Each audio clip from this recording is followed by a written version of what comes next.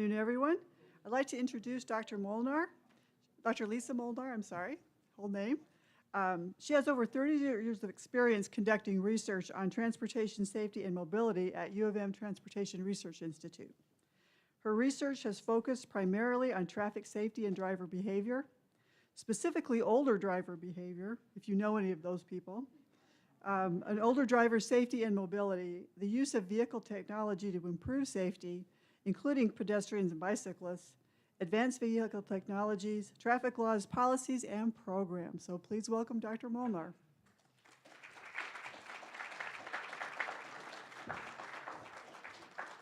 Oh, thank you, Jan. Good afternoon, everyone. I'm very pleased to be able to be here and talk about some of the research that I've been involved in at the University of Michigan Transportation Research Institute over these past 38 years. We call the University of Michigan Transportation Research Institute UMTRI. I'll refer to it in that way. And I'm going to be talking about some of the work that we've done on keeping older drivers safely on the road for as long as possible. Okay, so in terms of the presentation, I'm going to start by briefly introducing myself and also the Transportation Research Institute. And then I'm going to spend most of my time talking about a project that I conceived of and led until my retirement in July of last year. And that project is Older Adults and Advanced Transportation Technologies, Developing a Training Curriculum. The project was taken over by Dr. David Eby after I retired, and he completed that project. And then I'm going to end the presentation by talking about some available resources for people in general, but particularly older adults, to learn about transportation technologies for their vehicle. I'm going to hold some time at the end for questions. I understand that that's how it's done, and hopefully we'll have a lot of questions and comments to follow. So just a bit about me. I actually grew up in Michigan. I grew up in East Lansing, where my father was on the faculty at Michigan State University. I did my undergraduate work there in sociology, and then I moved to Ann Arbor and did my graduate work here at the University of Michigan School of Public Health, and joined UMTRI in 1986, spent 38 years, as I mentioned there, conducting behavioral research.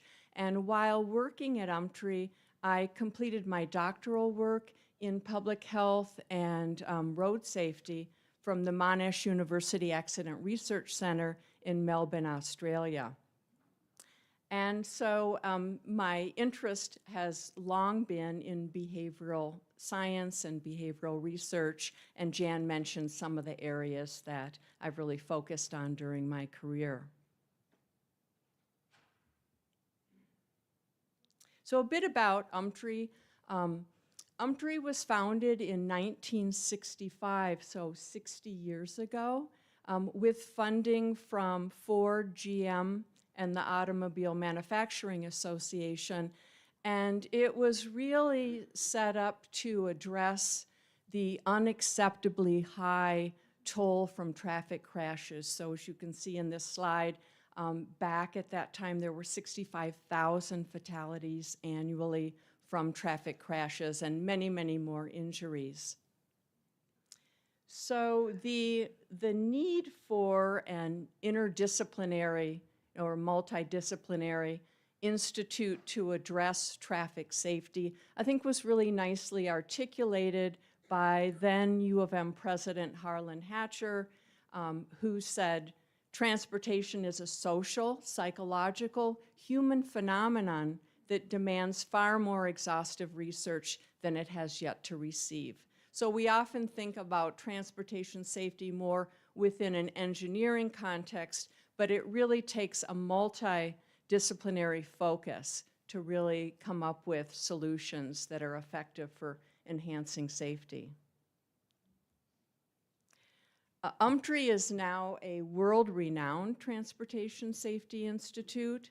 Its mission is to conduct and disseminate multidisciplinary transportation research to advance safe, equitable, and efficient mobility.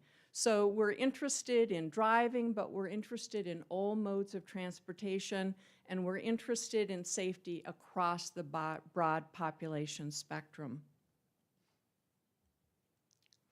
And before I go any further, I really want to acknowledge my colleagues and collaborators in the research that I'm going to be talking about. I also want to acknowledge the funding support that we've received to conduct the studies that I'm going to be talking about. I was a member of the Behavioral Sciences group at UMTRI, and so I want to acknowledge my colleagues, particularly David Eby. Dr. Eby is the head of that group and is soon to be an associate director of the Institute. I also want to acknowledge our collaborator, Dr. Ping Yi from the University of Akron, and we collaborated on some of the research that I'm going to be talking about. The projects that I'll focus on were funded through the Center for Connected and Automated Transportation, which is a university transportation center that resides at the University of Michigan, but it's a collaborative effort with multiple partners in the region of the country. And then finally, I want to acknowledge the Michigan Office of Highway Safety Planning and the Michigan Department of State, who provided support for some of the resources that I'm going to be mentioning later in the presentation. So this slide is actually the cover of the report for the project that I'm talking about, Older Adults in Advanced Transportation Technologies, Developing a Training Curriculum. And I'll be providing a link to this report later in the presentation, because I'm really just going to have time to kind of touch at a very high level on the project. So just by way of background for the project, there's widespread agreement among professionals and researchers that the development of advanced driver assistance systems, or ADAS as I'll call it in the presentation, and automated vehicles, or AVs, holds great promise for reducing crashes and enhancing mobility among all people of all ages. But at the same time, we know that there are still many challenges that have to be addressed if these technologies are going to be accessible, acceptable, affordable, and otherwise inclusive for older adults. The challenges are due in part to declines in functional abilities that people experience as they age, or at least many people. These declines not only can make it more difficult to drive safely, but they can also make it difficult to take advantage of technologies that are intended to enhance driving safety. And then we also know from a number of studies that have been done that older adults in particular have mixed feelings about ADAS and AV technologies. And so these mixed feelings often translate into a lack of trust or acceptance of these technologies, and often a reluctance to use the systems. And that's partly, or actually in large part, due to a lack of understanding of and knowledge about how these technologies work. So based on this background, our group at UMTRI really saw an opportunity to conduct research to improve older adults' understanding of and knowledge about ADAS and AV technologies. And so that's what I'm going to be talking primarily about, the project to train older adults. But I want to give some background as well, because this project actually built on and extended two earlier projects funded through the Center for Connected and Automated Transportation. And these two projects were independently run, but part of a collaborative effort for a proposal that I had written and was awarded from CCAT. So the first project, promoting inclusive design and deployment of connected and automated vehicles for older adults through education and training of engineering students and older drivers, was conducted at the University of Michigan and led by myself. The second project, educating older drivers to improve acceptance and utilization of CAV technologies, was led by Dr. Ping Yi, who I acknowledged earlier, and was conducted at the University of Akron. So the first project, the UMTRI project, included community engagement efforts with older adults themselves to really try to better understand what kinds of barriers they faced in using a lot of these technologies and what helped facilitate their use. And the project also included a class project that was conducted in a graduate engineering course at the University of Michigan. And in that project, we asked students to design strategies to help make AV technologies more inclusive for older adults and more responsive to their specific needs and preferences. The second project, which was conducted by Dr. Yi at University of Akron, focused on the preliminary development of ADAS AV training curriculum. And so that project resulted in a PowerPoint slide deck with information on 29 different ADAS features. And so we used both of these projects really as a building block for the project that I'm going to be talking about.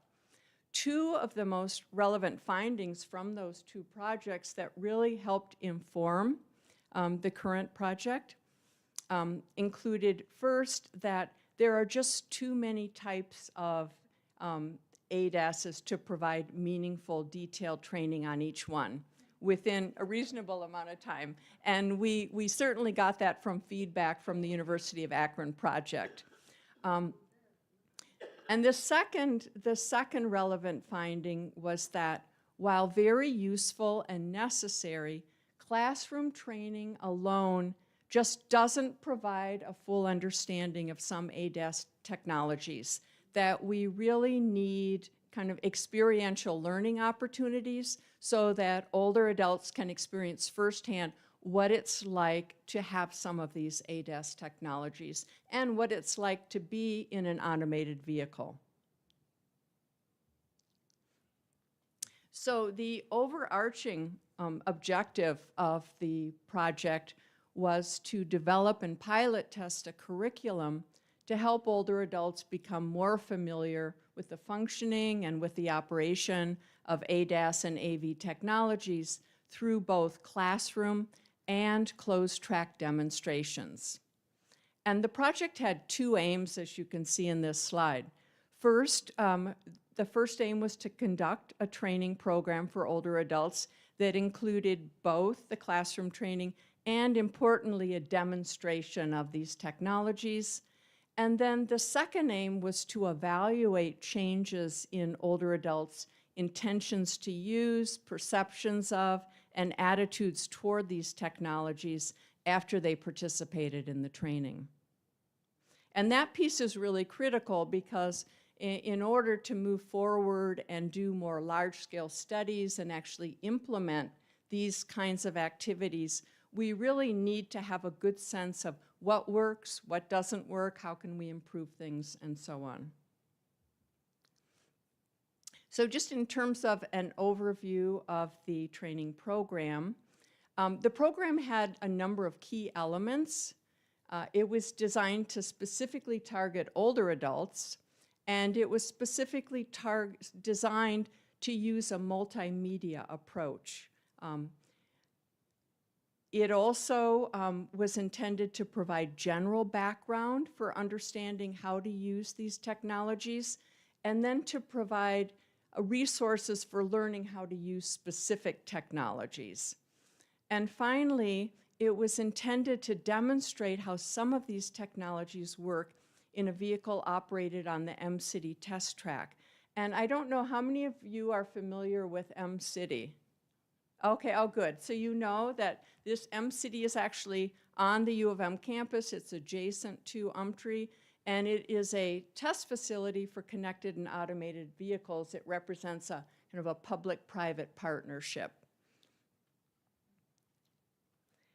And then, as I mentioned, this was actually a pilot test, and so it included before and after questionnaires to assess changes as a result of the program in confidence, attitudes, and intent to use technologies, and also to more generally obtain feedback about the program itself. So I'll be talking about some of those findings. Oh, yeah. Well, I'll be talking more about our particular sample. In our research, for the most part, we tend to operationalize older adults as 65 and older. However, there's been a movement to really move that number upward. As most of you know, people at age 65 are still, vibrant, and there's a big difference between people who are 65, people who are 85, 95. And so in a lot of the work that's going on internationally, often studies on older adults end up recruiting people starting at age 70 or 75. But for this particular study, we started at age 65 and above. Yeah, but it's interesting too because a lot of studies that have asked people, like, who do you consider to be older adults? Typically, it's anyone who's 15 years older than yourself. So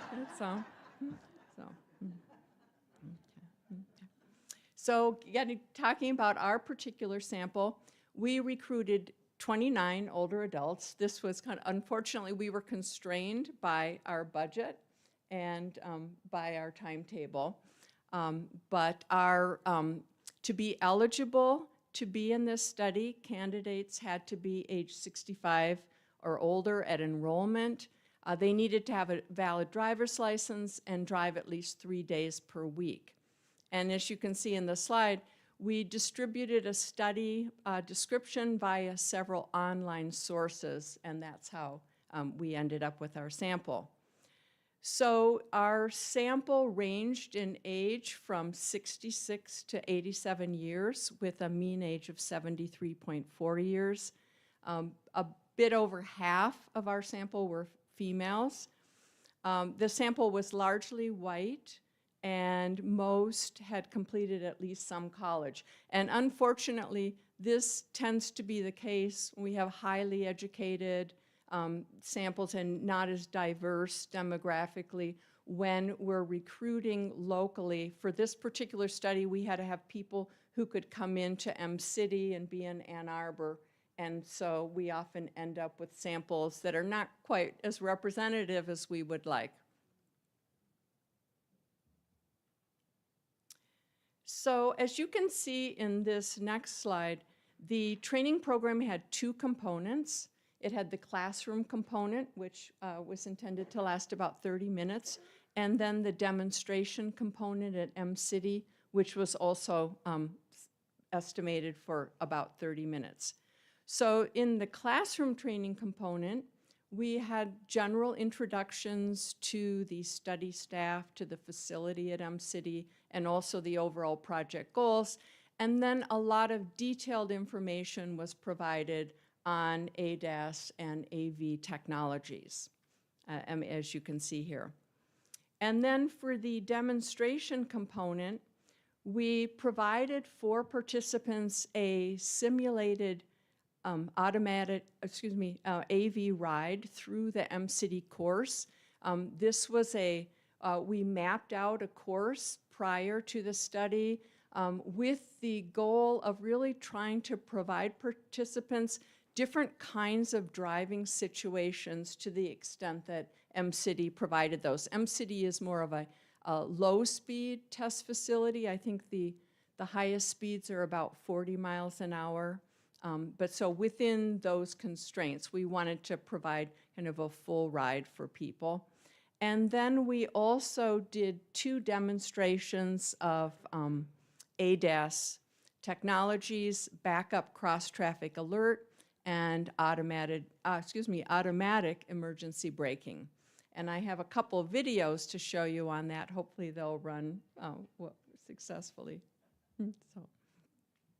So the demonstrations were conducted in the vehicle that's in this slide, Mustang Mach-E automated vehicle with a safety driver, one of the staff members of our project team, and then 3 research participants riding as passengers in each ride. And then on the right, you can see this is the M-City test facility. And so the AV simulated ride, is quite long and tries to take advantage of all of the different features that are offered at M-City. So here's the first video, and this is the backup cross-traffic alert. So hopefully this. Go. Okay, so now we're going to do a demonstration of the rear cross-traffic alert system. So I am going to put the vehicle into reverse, like I'm reversing out of a busy area, a busy parking lot, and my colleague is going to drive behind us. When she does, you'll see that the system will detect her coming from the right or left and alert us here on this screen, up here on the display, and you'll also hear an audible alert. Okay? So I'm putting the vehicle into reverse. And she's driving, approaching from the right. And she's now going to turn around and come back and approach from the left.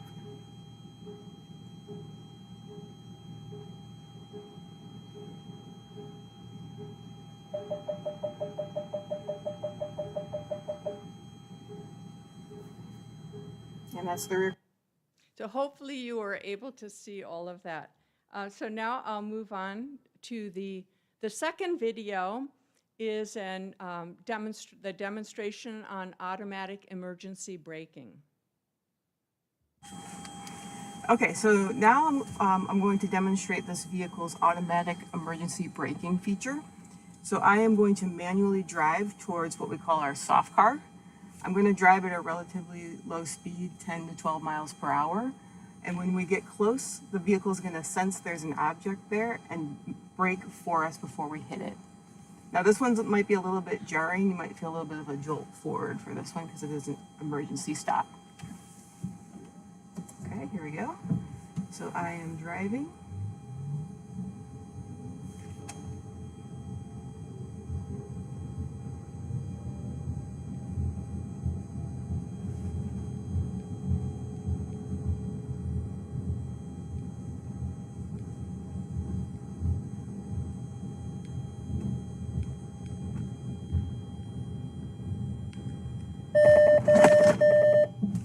And the vehicle detected and stopped before we hit that object. Okay, so those are the 2 examples of the demonstrations. So I don't have a lot of time to go over the findings from the study. I really just wanted to highlight some of the important changes that we found from the pre-questionnaire to the post-questionnaire, and then talk more generally about the feedback we received from participants. So we did see a significant increase in participant confidence in their ability to find information about these technologies after they completed the program. This was really important because we know that the resources are really important for people to learn about the technologies. Self-reported trust in AVs increased significantly after the program. Perceived safety risk decreased, so people saw thinking that it was unsafe actually decreased, and then reported intention to use AVs in the future increased. The participant feedback was very, very positive. So as you'll see in this slide and the next slide, more than half of the participants strongly agreed that the training made them more confident about knowing where to go to locate relevant information. Over 3/4 agreed or strongly agreed that they were more excited about the future of automotive technologies. Almost all agreed or strongly agreed that the hands-on demonstration helped them to better understand the technologies. Over 3/4 agreed or strongly agreed that they would consider or increase their use of ADAS technologies. 79% agreed or strongly agreed they would consider or increase their use of level 2 automated vehicle technologies, which is what we were showing people. And 97% agreed or strongly agreed that they would recommend the training program to friends and family.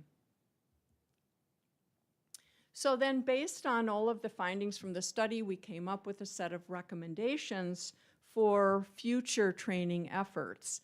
And consistent with what we had found in the previous studies and what we found in this study, one of the strongest recommendations is that it's really crucial to offer hands-on experience with ADAS and AV technologies. And that's not only because many older adults value personal interactions, but also many came to the training with very specific concerns about these systems in their own vehicle. And so it was really important to be responsive to that.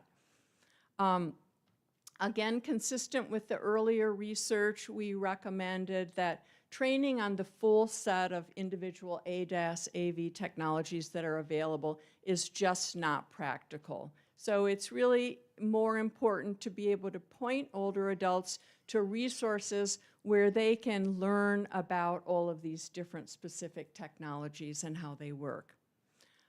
There's a need to consider barriers to the use of technologies. As I mentioned, many older adults are experiencing declines that create barriers, and we need to think about those, take them into account. And then finally, in order to be responsive to different people's learning styles, the training really needs to integrate multiple forms of presentation to enhance people's interest and also help them with information processing.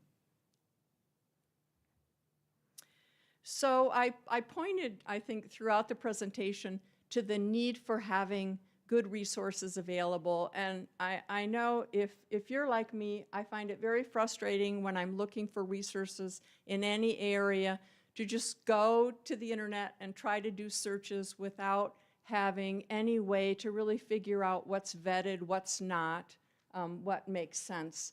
And so I wanted to talk about some resources that I think would be very useful for people who want to learn more about these automotive technologies. So I think the first resource is the final report that I've been talking about. That report is available to the public, and there's a QR code on this slide that links you to that report. That report, I think, will also be on the website for the Center for Connected and Automated Transportation. And then the second resource that I want to talk about is a statewide strategy and website that's called Safe Drivers Smart Options. This is a strategy that was developed jointly by a number of state organizations, including two I mentioned, the Department of State and the Highway Safety Office. This strategy was actually based on 3 research projects that our group at UMTRI conducted on the needs and preferences of older adults.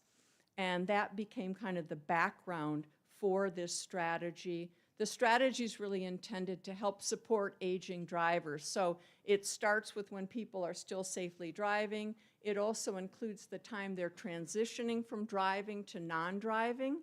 And then it continues on to when people are no longer driving and focuses on how people can still remain safely mobile in their communities. And so how many of you have heard of Safe Drivers Smart Options? I'm curious. Okay, that's interesting. Okay, so this is the website address, michigan.gov/agingdriver. I really encourage you to go to that website and spend some time on it. I'm just going to do a very brief overview. So the website is set up with 3 distinct target audiences in mind. As you can see on the left side, so there are aging drivers, and then the family and friends of aging drivers, and then the professionals corner, which really targets medical professionals, law enforcement, and aging and driving professionals. So it looks at people like certified driving rehabilitation specialists. It looks at area agencies on aging staff and so forth. So this is just, and then for each area, each target audience, it has several areas of focus. So for example, if you look under aging drivers, you'll see that there are 4 main areas: keeping you driving safely, considering driving retirement, which gets at that transition that I was talking about when people are no longer able to or choose not to drive any longer, getting around after driving retirement, and then organizations related to aging drivers. And so a few years ago, we were given funding by the Department of State and the Office of Highway Safety Planning to add a new section to the website, which hadn't been there in the first go-round because of a lack of resources. And that section is specifically on resources on ADAS AV technologies. And so here's a link, and I kind of showed you the progression. If you go on the website and go to aging drivers and then keeping you driving safely, you'll see that there are a number of resources there, some of which are links to websites, so they'll take you directly to another organization's website. Some are videos, some are pamphlets and other kinds of written materials. But just to give you a sampling, there's the Insurance Institute for Highway Safety, linked to their Advanced Driver Assistance website. AAA has the Advanced Driver Assistance Technology for Older Driver Safety pamphlet that's available. Institute for Insurance Highway Safety has the Crash Avoidance Technologies YouTube playlist. And then the National Highway Traffic Safety Administration has Driver Assistance Technologies website and so forth. So the nice thing about this, the SDSO website, is that these are all vetted resources. When we put these together for the Department of State, we did a very comprehensive search of the literature. We used a lot of criteria to try to determine which ones of these have received some research attention or where there's some evidence of efficacy in what they're presenting. And then in addition to these, there are also 3 reports that we developed in-house at UMTRI that are available on that website. These reports were led by Dr. David Eby, who I mentioned earlier. And so the first is Recommended Advanced Driver Assistance Systems Technologies for Older Adults. This is for people more generally, not necessarily people who have experienced declines. The next 2 are for people who are kind of grappling with some of these declines in functional abilities that I talked about earlier. Declining functional abilities and advanced driver assistance system technologies. And then maintaining safe driving, relating declines in critical driving skills to advanced driver assistance system technologies. This is a very nice report because it looks specifically at different kinds of declines. So let's say you're experiencing loss of vision at night, and then it maps those declines to different advanced technologies that might help compensate or help you overcome for some of those declines. And so again, there are QR codes on each of these. And so I think if you go to the repository where this presentation will be, then you'll be able to link to these different reports. So that's the end of my formal remarks. I'm 1 minute late, right? So my email is here. I feel free to email me if you have, comments or questions that don't get addressed today. But otherwise, I am happy to take any questions or hear comments that you have. Thank you.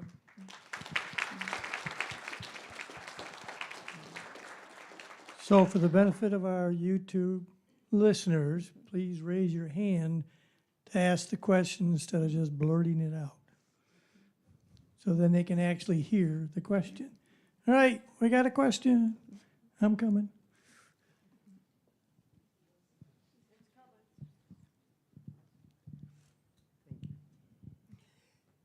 Can you put any of these AV devices into an existing vehicle? That's a very good question, and I would say, for the most part, these are not aftermarket adaptations that can be made. Although I'm not an engineer, it's not really my area, and so I would say in general no, but I think it depends on the specific technology. So, for example, navigational assistance is considered, you know, an advanced vehicle technology. But most of these are actually built into the vehicles, and when you look on, for example, there's a website called My Car Does What.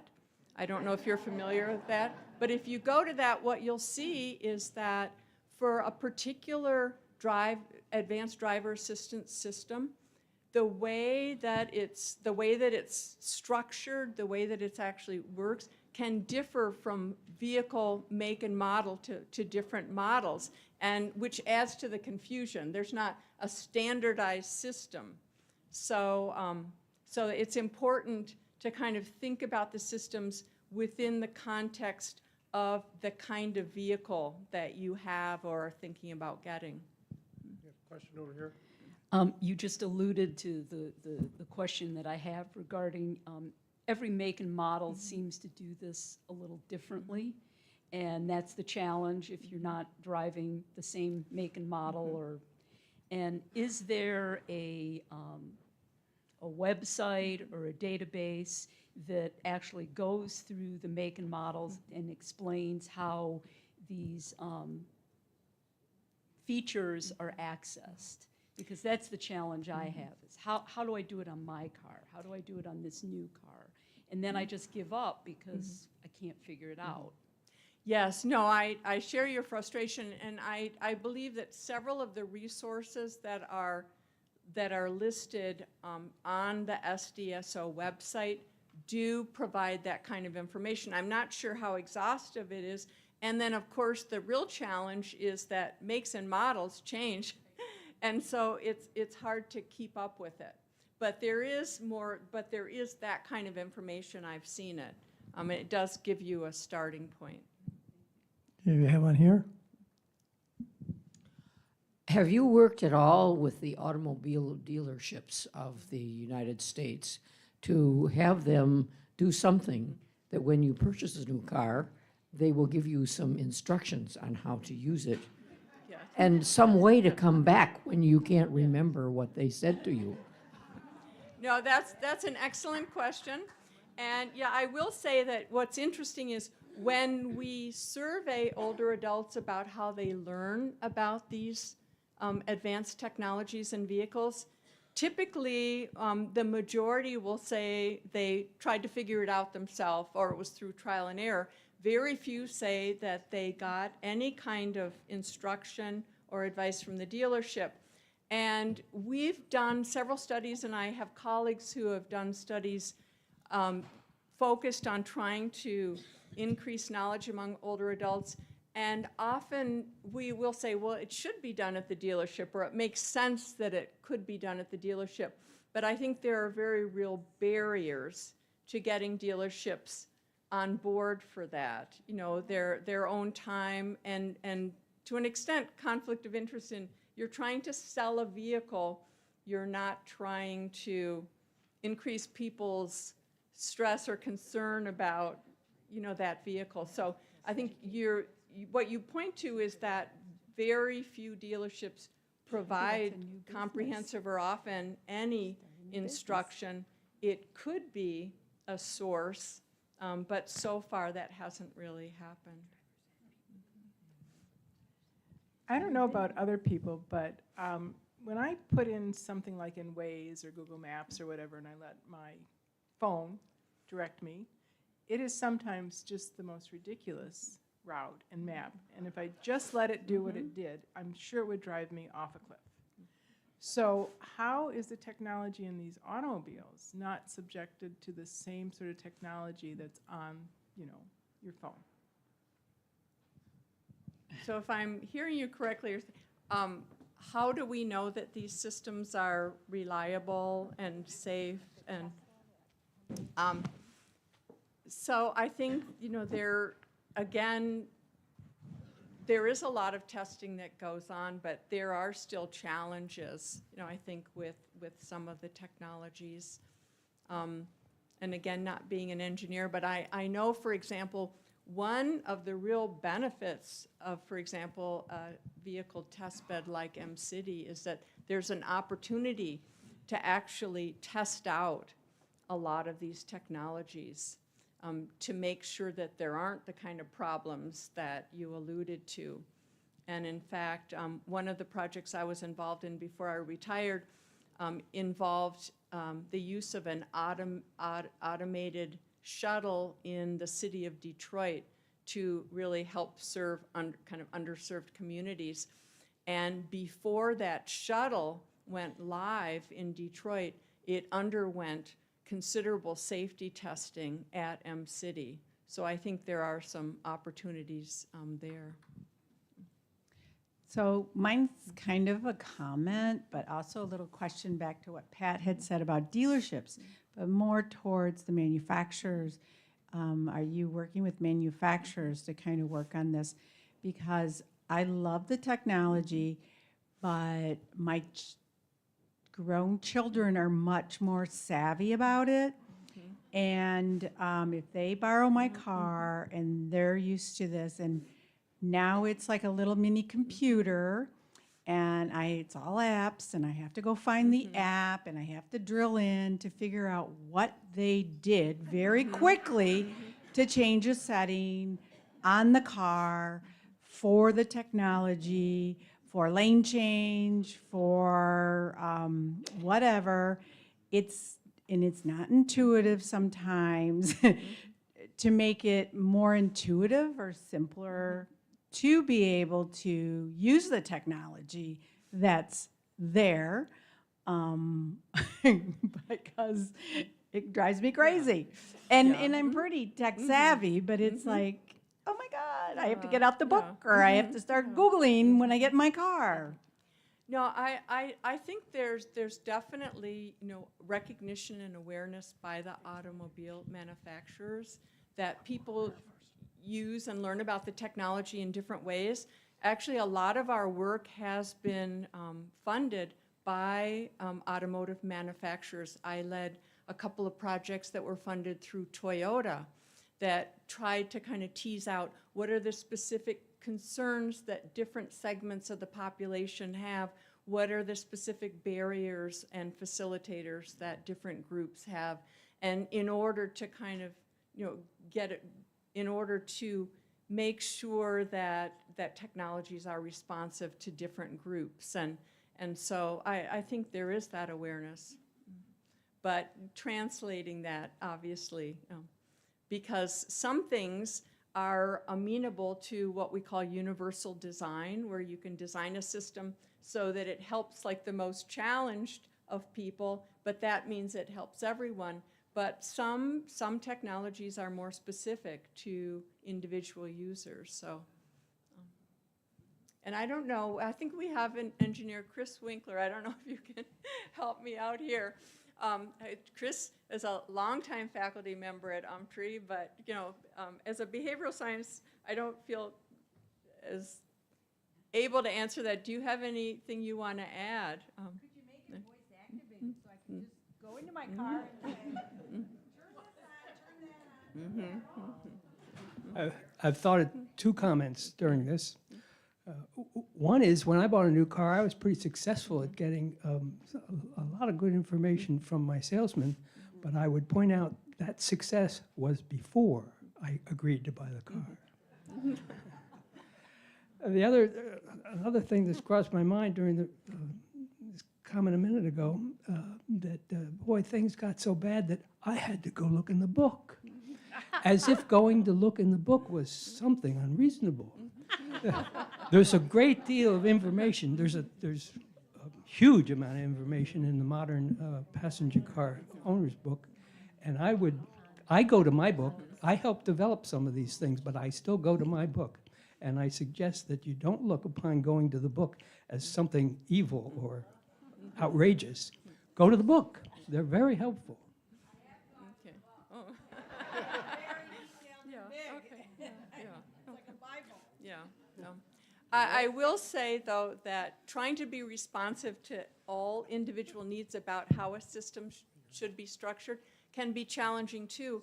We had a project, I think it was a long time ago, funded through Toyota to design a system for a seatbelt reminder, and we brought in lots of people of all different ages, and we had such conflicting results. You know, somebody wanted a friendly voice, but someone wanted a stern voice, and so I think it's also difficult to be responsive when in that way as well. But, okay, I think we're. I have, 3 more questions. I have 2 things. I have 4 questions. My understanding is that the high-end vehicles have a lot more of the technology in it than other vehicles. And I recently last week got a consumer's report about all of the vehicles and the best vehicles. And Toyota came out high on it, and not the Camry, but the Corolla and the Prius. And but the Camry came out high too. But I was wondering if you could, if you know of some vehicles like that would be more helpful to people with functional disabilities. I personally don't feel that I could address that, but I think that some of the resources listed on SDSO, I would highly recommend that you go there. And I'm not sure to what extent they do recommend certain models or makes, but they do talk about different features. And the report that I mentioned that talked about different kinds of systems in direct relationship to declines that people might be experiencing, that's a report that was developed at UMTRI that's available on the SDSO website. And that at least tries to link these functional declines with different kinds of technologies. So again, that's at a more general level than you might be looking for, but at least it would be a good start to help you think about the issues. Thank you. And the second thing is that I'm aware that AARP offers the driver's, I guess it's a driver's training class at the senior centers. And I took one a couple of years ago, but I have seen them listed recently too.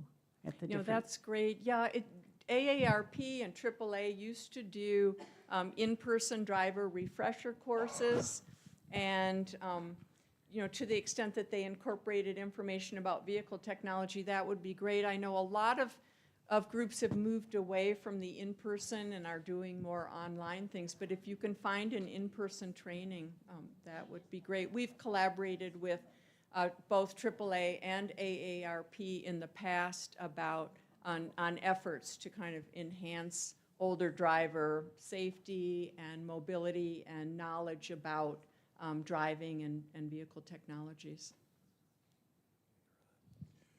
2 parts as well, sorry. We're up to 5 questions.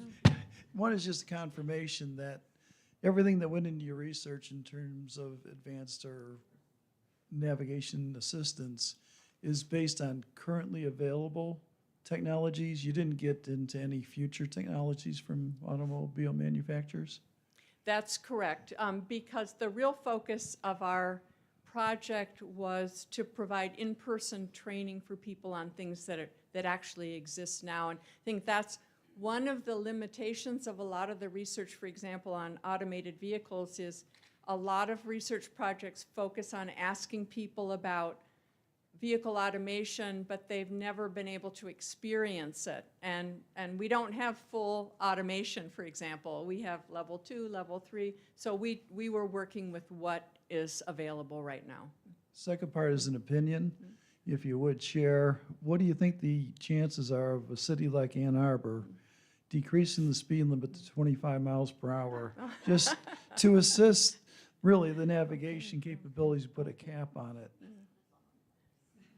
I don't think I could really.